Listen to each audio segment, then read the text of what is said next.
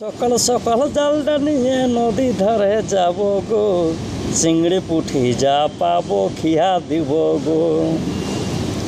আর শ্রাবণ মাসে বলি খিয়া দিয়ে জাল দিব। যতটি মাছ পাবো ঘরকে নিয়ে আসবো আমরা, বেশি যদি পাবো আমরা কিছু মাছ আমরা বলি বিকে দিব রে। আর মাছ ধরতে যাবো আমরা, খালই টেহা বাঁধে নিব।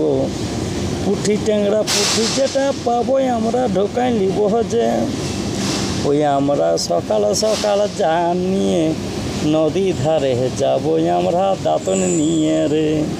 2-3 খিয়া যা উঠবে মাছলা নিয়ে আসিও বলি, সকাল সকাল মাছ ভাতটা খাইয়ে নিব রে। আমরা জাহান নিয়ে যাব রে, সকাল সকাল নদী ধারে বলি তখন রে।